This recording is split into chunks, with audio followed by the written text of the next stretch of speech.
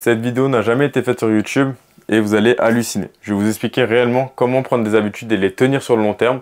Donc il n'y aura pas de cut, rien, comme d'habitude. Full authentique et full moi en fait, zéro cut. Donc ceux qui restent jusqu'à la fin, ce sera game changer pour votre année 2025. Ou même si vous savez ancrer des habitudes, vous comprendrez encore plus de choses et vous pourrez aller encore plus loin.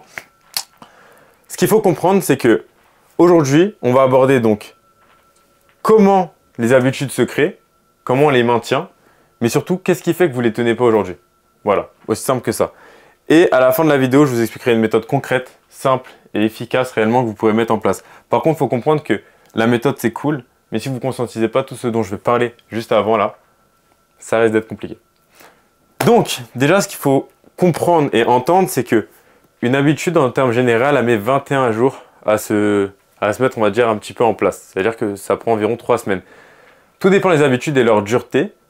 Mais en réalité, ça prend environ 21 jours. Par contre, pour que ce soit créé, ancré dans votre vie, sans vraiment y avoir, avoir à y penser, pardon, ça va prendre 90 jours pour que ça devienne une routine de vie. Ce qu'il faut comprendre aujourd'hui, c'est que il y en a ici, vous êtes ici, vous échouez, vous n'arrivez pas à tenir vos habitudes et il y en a qui réussissent à tenir leurs habitudes. Ce qu'il faut comprendre, c'est parce que c'est juste une gestion, en fait, entre les deux là. Qu'est-ce qui différencie les deux d'une personne qui réussit à les tenir et d'une personne qui n'arrive pas à les tenir? C'est de la gestion du réservoir de volonté.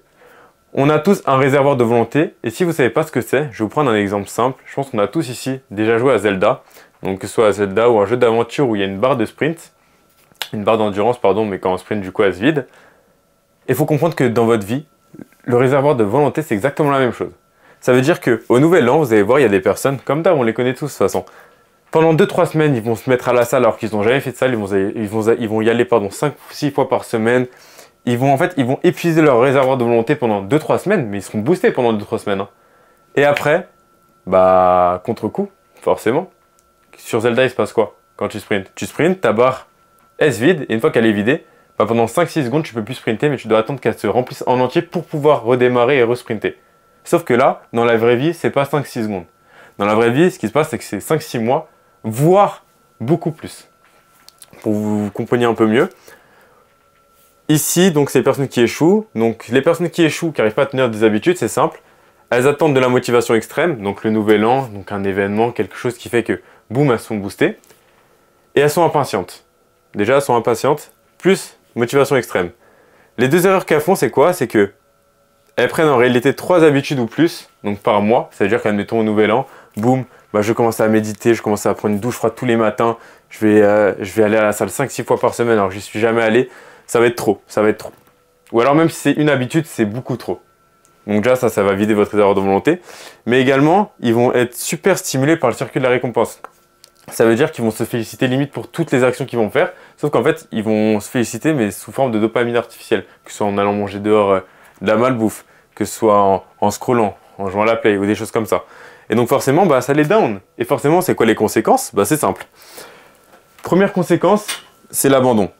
Déjà, ils vont abandonner. Au bout de 3 semaines, tu abandonnes naturellement, c'est normal. 3 semaines, 1 mois pour les plus coriaces réellement. Deuxième point, c'est la surcharge mentale. Forcément, ça crée une surcharge mentale et les personnes après, elles sont épuisées, elles sont lessivées à la fin des 2-3 semaines où elles ont rush. Il y a une baisse de confiance parce que forcément, tu es là, tu te disais, vas-y, je vais me reprendre en main, je vais devenir un autre homme, une autre femme. Au final, tu n'y arrives pas, comme chaque année. Donc forcément, ta confiance, elle baisse, elle baisse, elle baisse. Et c'est normal. Donc déjà, une baisse de confiance, plus des croyances limitantes qui s'instaurent. Qu'est-ce qui se passe? Les personnes, elles se disent, en réalité, je sais pas, en fait, moi, j'arrive pas à tenir les habitudes, j'arrive pas à tenir des habitudes, j'arrive pas à avoir un cadre, etc. Et donc oui, forcément, conséquence, ce réservoir de volonté est vide. Et donc, on va les attendre l'année prochaine pour qu'ils refassent le nouvel an et qu'ils refassent les mêmes erreurs. Donc aujourd'hui, je vais sûrement en aider plein d'entre vous, donc ça me fait grave plaisir. Mais il y en a d'autres qui sont peut-être un peu plus avancés, mais que je vais pouvoir aussi aider pour que vous passiez des caps. Maintenant, qu'est-ce qui va faire que vous allez réussir à tenir vos habitudes? C'est aussi simple que ça. Ici, c'est la motivation extrême et l'impatience qui fait échouer. Ici, ça va être les petits pas et la patience. Aussi simple que ça. Ça veut dire que tu ne vas pas te laisser déjà submerger par les grosses motivations comme le nouvel an, mais tu vas y aller petit à petit. Ça veut dire que même si tu as beau être boosté niveau motivation, tu vas canaliser tes émotions en fait au niveau de ça et y aller petit à petit. Ça veut dire que, admettons, tu veux commencer la méditation, tu veux commencer à faire 30 minutes de méditation, tu vas commencer par 5. voilà, tu vas y aller petit à petit. Même si tu es boosté, tu pourrais faire 30 minutes d'un coup. Parce que là, c'est bon, c'est le nouvel an ou je sais pas quoi, il y a un événement ou peu importe. Non, il faut y aller petit à petit. En fait, il y a un peu une métaphore qui est utilisée. Je vous prends un exemple, une personne qui veut aller courir et prendre l'habitude de courir 10 km chaque matin. Et bah, le premier jour, elle va se lever de son lit, elle va mettre ses baskets, mais sans faire les lacets. Le deuxième jour, elle va mettre ses baskets, elle va faire ses lacets, elle va aller devant la porte. Le troisième jour, elle va faire la même chose, elle va ouvrir la porte. Le quatrième jour, elle va courir 100 mètres. Le cinquième jour, elle va courir 300 mètres. Et en gros, cette métaphore, elle est utilisée pourquoi? Pour en fait faire comprendre que, en gros, ton cerveau, il ne doit pas réellement distinguer le fait que tu prennes une habitude qui n'est pas habituelle. Ça veut dire qu'en fait, par exemple, en faisant ces petites actions, bon, c'est un peu extrapolé, mais en faisant ces petites actions pour aller courir 10 km et après aller jusqu'au 10 km, bah, en fait, c'est tellement minime. À chaque fois, les petits changements, c'est tellement évolutif, mais de manière minime, que ton cerveau ne le perçoit pas réellement. Et donc, en fait, ça ne te vide pas ton réservoir de volonté. Donc, en fait, c'est un peu comme si tu avais trouvé un cheat code sur Zelda pour sprinter où tu appuies plein de fois sur la touche et tu désappuies, tu appuies, tu désappuies. Et donc, ça te permet de maintenir la barre. En gros, c'est un peu un cheat code comme ça. Donc, pour retourner sur ça, pour que vous compreniez encore mieux, ce qui est important, c'est d'aller donc faire des petits pas, être patient, mais également avoir une vision claire de là où tu vas. Ça, c'est obligatoire. Si vous n'avez pas de vision claire, vous n'avez pas d'objectif précis, donc avec la méthode SMART par exemple, ou autre, ça va être compliqué. Également, bah, partir sur une ou deux habitudes maximum par mois, histoire que voilà, vous y allez petit à petit, et bien sûr, allez petit à petit sur les habitudes, même si vous en avez une, admettons, c'est reprendre la salle, mettez pas 5-6 séances. Au contraire, faites une séance, ou alors 2 séances, mais après, avec un temps léger. Vous pouvez en fait soit varier le volume, soit l'intensité. Et ensuite 3, donc faire des tests, donc du testing, etc. C'est là, ça va être vraiment du full test, quoi. Au niveau des conséquences, c'est simple. Bah forcément, si tu as bien fait ça, tu as fait des petits pas, tu y allais petit à petit, qu'est-ce qui se passe? Bah forcément, tu atteins tes objectifs. Donc déjà, tu avances, en tout cas très fortement vers tes objectifs et tu le vois et tu le ressens. Tu as une motivation constante également, parce que tu es full boosté, en fait, tu sais gérer ton réservoir de volonté, ça veut dire qu'en vrai, tu as tout le temps de l'énergie, tu peux même un peu sortir de ta zone de confort, mais vu que tu sais le faire, bah, c'est géré. Également, tu as une augmentation de ta confiance en toi, parce que tu vois que tu peux tenir les habitudes, tu vois que tu peux faire des trucs que tu n'as pas l'habitude de faire et les tenir, donc t'y tenir, et en fait, la perception de toi-même, forcément, elle évolue, elle augmente, ta valeur perçue augmente même à tes yeux. Et en fait, tu vas être 1% forcément meilleur chaque jour, parce que tu vas faire à chaque fois des choses, tu vas ancrer des habitudes qui vont te permettre d'être 1% meilleur chaque jour. Et donc la fin, c'est quoi? C'est que le réservoir de volonté, bah, il reste rempli. Il reste rempli, ou en tout cas, même s'il n'est pas rempli au max, il reste très très haut. Ce qui te permet de continuer d'augmenter, d'aller encore plus haut, de rajouter des habitudes, etc. Et ancrer vraiment des réelles choses. Maintenant, ce qui est important, c'est que maintenant que je vous ai partagé ça, on a conscientisé. Maintenant, je vais vous donner la méthode, pour que ce soit encore plus clair. Il y a quelques conseils que je donne, notamment le premier, ça va être d'utiliser la méthode la technique des 2 jours. Ça, pour moi, c'est la technique la plus cheatée en termes d'habitude. Il faut savoir qu'on n'est pas des robots, ok? Pour que vous soyez conscient, vous pouvez souffler, inspirer, expirer. On n'est pas des robots. C'est-à-dire que même moi, je ne tiens pas mes habitudes tous les jours. Et ça, faut le concevoir, faut savoir qu'on ne peut pas être parfait et il faut l'accepter. Maintenant, il y a une méthode pour vraiment tenir tes habitudes quand même sur le long terme. C'est la méthode des 2 jours. C'est quoi la méthode des 2 jours, vous me direz?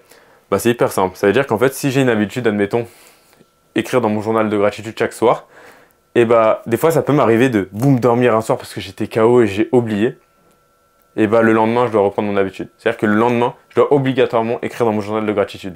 En gros, maintenir mon habitude. Il faut savoir qu'en fait, si vous faites ça et des fois, vous avez un jour où vous ratez et l'autre jour, vous vous reprenez, et bah, vous allez tenir votre habitude sur le long terme de sûr. Par contre, si vous ratez 2 jours de suite, bonne chance. Là, ça va être un peu plus dur. Là, vous allez quand même devoir un peu même puiser un peu trop dans votre réservoir de volonté pour reprendre l'habitude. Forcément. Donc vraiment utiliser la règle des 2 jours. Ensuite, vous me direz, bah ok, mais tout à l'heure tu nous as parlé d'intensité, de volume par exemple à la salle, comment on peut faire pour trouver, ou tu nous as parlé de 30 minutes de méditation, 5 minutes, qui était bien de faire pour vraiment y aller petit à petit. C'est simple, utilisez la règle des 10%. Si votre objectif c'est de faire, admettons, 30 minutes de méditation par jour, faites 3 minutes. Fin du débat. Ou alors, si vous c'est 10 minutes de méditation par jour, faites 1 minute. Faites 1 minute chaque jour et vous verrez qu'en fait chaque jour, vous aurez envie d'aller encore plus loin. C'est-à-dire que vous ne puiserez même pas dans votre réservoir de volonté, en fait vous irez naturellement plus loin, plus loin, plus loin, plus loin sans vous en rendre compte, comme l'exemple en fait de la coureuse ou du coureur, ce qui va vous permettre réellement d'ancrer les habitudes petit à petit sans que votre cerveau réellement le conscientise et tout en créant en fait des routines de vie stables. Voilà. Donc au niveau de la méthode, moi c'est celle-là que je partage. Également, si vous avez un tracker d'habitude ou accès à un tracker d'habitude, ça peut être vraiment pas mal pour pouvoir du coup en fait traquer vos habitudes, voir un peu le nombre de jours d'affilée que vous avez tenu et qu'il y ait un peu ce circuit de récompense qui soit, on va dire, stimulé, mais de manière saine. Et donc dans l'ensemble, voilà. Je vous ai fait un petit cours sur ça, j'espère que ça vous aura plu. N'hésitez pas à vous abonner, à réellement ancrer ça. Prenez le temps de re-regarder la vidéo si besoin. Et sur ce, bon courage à vous et bonne chance!